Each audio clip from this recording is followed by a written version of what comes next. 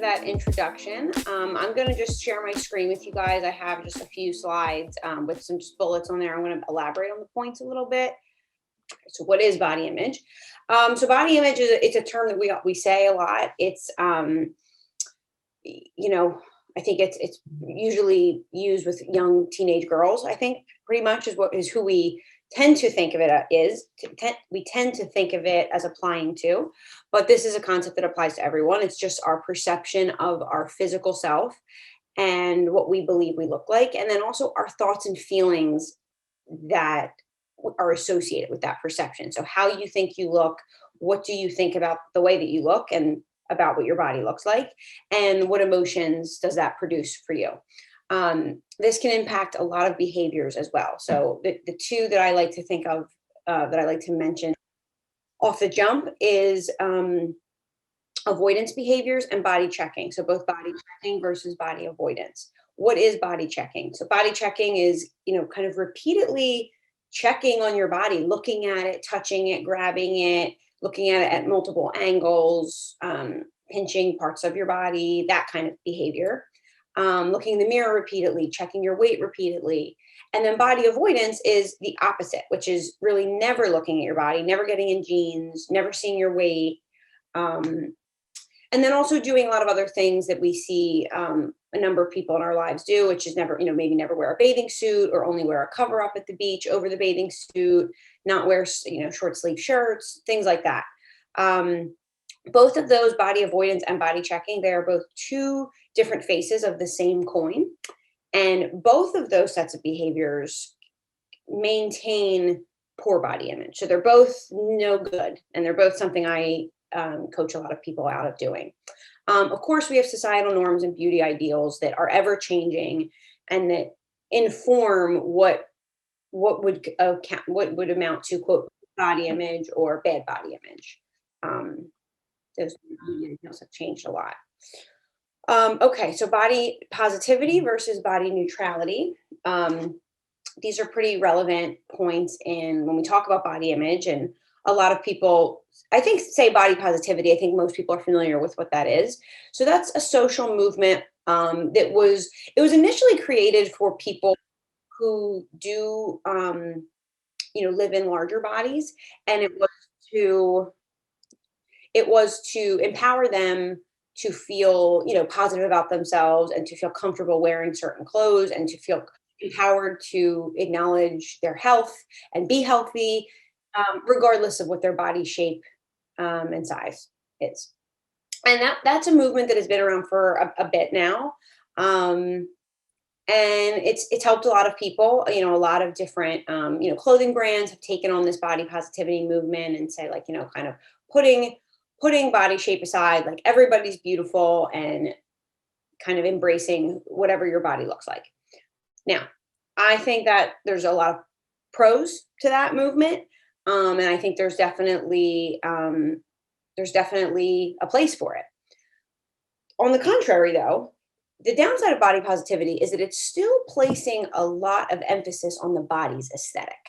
Even though we're saying everyone's beautiful, love your body, you're beautiful, your curves are beautiful, your fat is beautiful, like all that, it's not inherently a problem, but it is still placing a lot of emphasis on what the body looks like. So body neutrality, on the other hand, this is less of a movement and more of a philosophy. It's more of a way of interacting with your body and kind of perceiving it. And it's more of that we focus more on what our body's function is and what it does for us rather than what it looks like. This puts more of an emphasis on other things. I don't know why that text is cut off there. Sorry about that. That should say other parts about yourself. So it's not really emphasizing everyone is beautiful, love your fat, love your cellulite, love this. It's just kind of saying, like, yeah, okay, like we all have a body. There's parts about it that we like, there's parts about it that maybe we don't like, but our bodies serve a function for us. And our bodies are really just like one part of who we are, or just one thing that we have. We have brown hair, you have blonde hair, you're 5'5" or you're 5'2", and you weigh this much, or you have this percentage of body fat, and kind of just looking at it as like it's just one piece of data about us. And it really takes the emphasis away from the body's aesthetic. So that's a bit of a different movement or a different vibe within the body image community. This is a quote that my assistant made this slide for me. This is actually a quote that I say, so I don't think that I'm quotable, so I don't know why she put it in quotes, but I guess she thinks I'm quotable. That I say this a lot to my young patients is that the people who have the healthiest body image are the people who care the least about their body image. And so many teenage girls, especially, are shocked to hear that a lot of these TikTokers and Instagram people who they see is like, wow, she's got a hot bod. A lot of them don't have great body image. It's not about crafting the body to get it to the ideal that's going to give you good body image. It's learning to care less about your body image. Those are the people who have the healthiest body image. So I can speak more about that in the question and answers. Feeling fat. This is another concept relevant to body image. This is a concept that is very emotionally laden for me personally because I did my dissertation on this. So this topic was my baby for, I guess, well, three of the 5 years of my doctoral program. So I read and spoke and just was very engulfed in this world of what is feeling fat. And so I'm just going to give you a very, very short snippet of what feeling fat is. I spoke for hundreds of pages about what feeling fat is, but the short of it is this is a psychological construct that is quite under researched actually for as applicable as it is. I mean, this is not something that applies only to eating disorders or only to women. I'm sure everyone in this meeting has at least said I feel fat or has heard multiple people in their life say I feel fat. And so a lot of people relate to it and relate to it at some point in their life, but we actually, from a research perspective, do not know too much about it. And the little bit that we do know about it is mostly on eating disorder, an eating disorder sample. So we don't totally know fully what the experience is like in people who don't have eating disorders. But what we do know is there is no correlation between one's actual body weight, their shape, or their size. So this is not a small, fat, thin issue. There's a big difference between thinking fat and feeling fat. So thinking fat is that you think people will think I'm fat. If I go to the doctor, they're going to think I need to change my diet and exercise because of my size. And that tends to apply more towards people who are objectively a bit larger in their body size or their BMI. But I work with a number of people who say, I know that if I go to the doctor, like I know that they're not going to think I'm fat. I know my weight objectively is not a problem, but I feel fat. So what do they mean by that? Because it's not an actual feeling or an emotion. There's something called the funnel effect, which is essentially that we understand feeling fat is, imagine a picture of a funnel and you're throwing a bunch of things in this funnel and there's some kind of negative thought about yourself. Like, so maybe, I didn't do well on my paper or I didn't get into the college I want. In addition to some kind of physiological sensation. So like feeling bloated, or constipated, or like your pants are a little tight, or something physiological in your body, some kind of negative mood state, like feeling kind of lonely or feeling rejected, sad, in addition with some kind of critical thought about really anything. And you put all of those things in this little funnel, and what comes out is this like truncated version of I feel fat. So it's really not one particular thing. It's a lot of those things that all kind of come together, and it all comes out, and a person would just be like, I feel fat. And perhaps if one of those things was missing, maybe they weren't in jeans that were pressing against their stomach, or maybe they weren't bloated, or maybe they didn't just get rejected from a college or get broken up with, maybe they wouldn't feel fat. And so we don't know which variable is the primary. We do know that it is rooted in body image in some way, because we usually people who don't think about their body image that much, or who don't care about their body image that much, are usually not reporting feeling fat. We really only hear it described in people who to some degree care about their body. So that's why it is a lot of people, because a lot of people, especially in America, do care about their body image. So it's pretty rare that we come across people who don't care about their body image at all. But in that percentage of people, we're probably not hearing people talk about feeling fat. The last thing on this slide is self-discrepancy theory. I'll be very brief on this. basically, this is a theory, psychological theory that kind of focuses on your real self versus your ideal self. And for many people in America, there is the thin ideal. The thin ideal exists. So, especially for young women. So, when you're feeling a way that is not aligned with your ideal self, aka a thin self, it further exacerbates this problem of feeling fat. If your ideal self was not a self that you see as thin or fit or healthy, that may not be as such. But for a long time, while beauty ideals have changed over the years, um, even now, I think like, thick, more thicker bodies are kind of in. I think the Kardashians made a different body aesthetic the ideal. But even there, it's still about you have fat in certain parts of your body, but you're still thin in other parts of your body. So even that leads to this ideal that can create the self discrepancy of what I actually am versus what I wish that I was. Okay. Health at every size. This is something that, I think in the health community, I think some people would say it's a controversial topic. Um, I don't think that it is. I think that basically what it means is that some people healthfully live in larger bodies. And I think that's a problem, or that's something that a lot of people in the healthcare community and just people in America struggle to wrap their heads around. I think we tend to think there's something called the illusory bias, which is we think thin people are healthy and larger people are unhealthy. And you know, I think most of us in this room, we don't have to go around and share, but I think most of us in this room have probably been guilty of falling into that bias at some point. That if we see a larger person eating a cheeseburger and fries, we might make assumptions about, their health or being lazy or they have no self-control or whatever. But if you see a thin person eating a burger and fries, you might think good for her, or like, oh, that's so quirky, or like, wow, she just loves to eat, or we tend to not correlate it with their health, but we do for larger people. Um, and it's simply not always true. I mean, some people, again, live in a larger body. And I have a close friend of mine who's one of my best friends. I use her as an example a lot with my patients.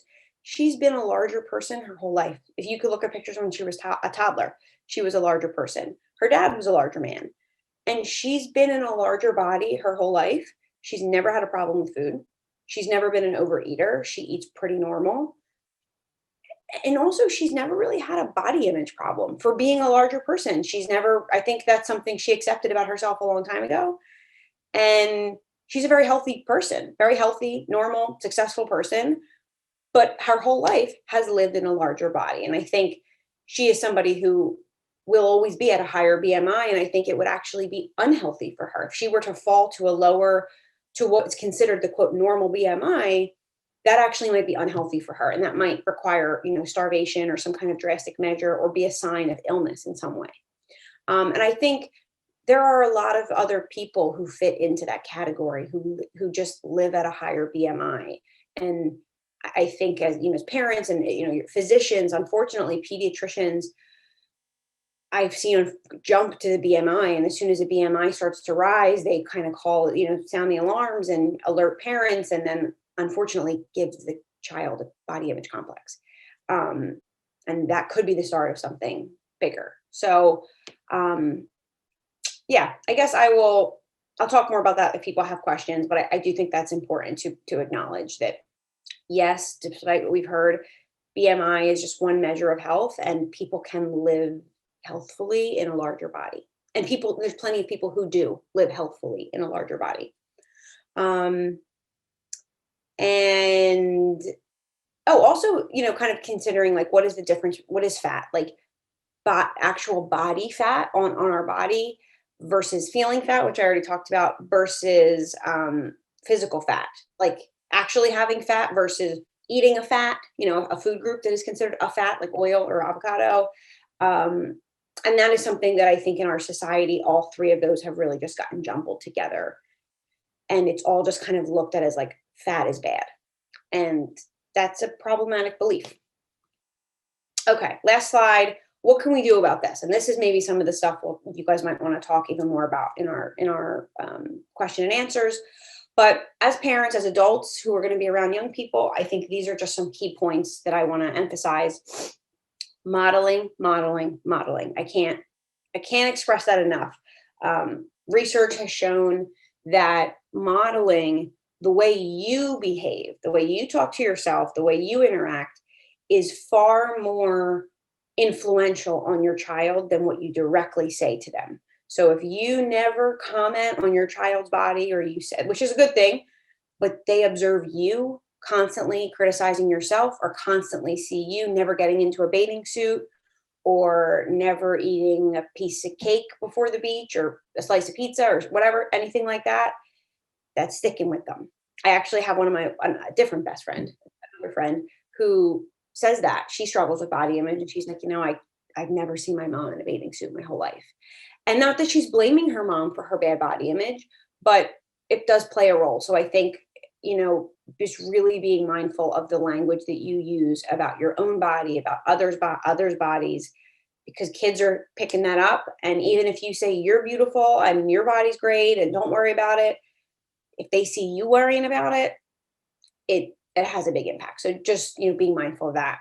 Do your own reflection on your own beliefs about food and weight, what it means to live in in a larger body, and have an honest conversation with yourself of, do I hold these biases? Do I have some fat phobia? And by phobia, most people think phobia means like afraid. Most people are not afraid of people who are live in larger bodies or who would identify as fat. It just means like a disgust or like an aversion to in this context. Do I fall into that? Am I terrified of having a child who people would call fat? And I think you have to kind of do your own examination of that and recognize that that's maybe your own issue to work on. And by putting that on your child because of your own beliefs, that opens the door to possibly something not good, something that most loving parents do not want to open. This is a pretty basic one. The best that you can, do not comment on your child's body, the aesthetic of it. Of course, you can say, "Oh, you look great today," or "You look beautiful," or "That outfit looks great on you." Those are pretty innocent. But wow, you look really thin, or "It looks like you've lost weight," or "You look like you've gained weight." Those are kind of the I would try to advise against. And I would just say in general for people, I think a lot of us, even for adults, you see someone you lost weight, and we're always so primed to be like, "Oh, you look great. Did you lose weight?" I have even fell into that, and I hear the words coming out of my mouth, and I'm like, "Oh, don't say that," because we never know why someone lost weight or gained weight. We never know how they did. We don't know if it's healthy, if it's not healthy, and again, it's just kind of putting more emphasis on a body's aesthetic. So if you do have a child who's lost a little bit of weight, commenting, "You look great. You look like you lost weight." It's sending that message that this is important, and that kid will pick it up and think, "Oh, people are noticing this, and I'm getting compliments on this. I definitely can't gain weight now because people prefer me this way." Um, don't assume that your own reactions to body image or weight are the same as your kids. The times are changing, and the kids today are much more body inclusive and much more body forgiving and much more body positive and neutral. So I know, you know, for different generations and different times, it would feel like the worst thing in the world to live in a larger body, but that's not so much the case anymore. And just being mindful of like, is this my issue? Is my kid actually unhappy? Because I've had parents say, "I don't want her to be fat. Like, I don't want her to be unhappy." And I have to ask them, like, "Would you be unhappy?" And they're like, "Yeah." I'm like, "Okay, but she's not." So be mindful of what is your own unhappiness and what is your kids, and not blurring those together. Encouraging balance with their eating, recognizing, as I said in the previous slide, BMI is not the sole marker of health. It is just one piece of data about health. I always give the example that Serena Williams is actually, I think her BMI puts her at obese. And I think Serena Williams is doing okay in her physical fitness. So I just like to always give that example of, if you looked at just her BMI, she wouldn't look so healthy. But I think most of us would say Serena Williams is pretty fit. Um, leaning in versus reassurance seeking. A lot of times kids will come to us about their appearance, and they might say, "I've gained weight," or I have fat on my stomach. And I know as an adult who loves them, you want them to feel better. It's your possible immediate instinct to want to reassure them, oh no, it's not, or it looks great. And while that's well intending, it's still sending a message that like having some body fat is bad. And so if you could try to change the language of maybe saying, it's okay. Like don't necessarily reassure, just like lean into it. Like, yeah, I have a little fat on my stomach too. Like that's part of growing up, or that's all right. That's not a big deal. Like again, trying to neutralize what it means rather than no, no, no, you don't have it. You don't have it. Um, and then also on that front, looking at um, I think a lot of parents, if your kid expresses bad body image, you immediately go to, okay, well, healthy diet and exercise. And then you kind of like, well, you're still eating potato chips. Why aren't you exercising? Why aren't you exercising?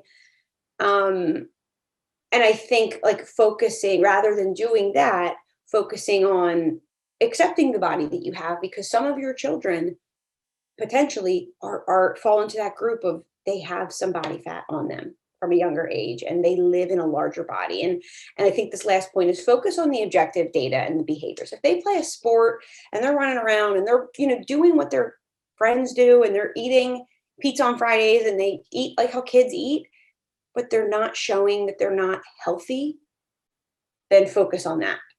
Even if their BMI is a little bit higher. Of course, if you see a child who's eating only, sugars and like fried foods, and I think keep the same rules if you have thinner children or heavier children. So if you're thin child, you never look at what they eat and you let them eat ice cream all day and eat whatever they want.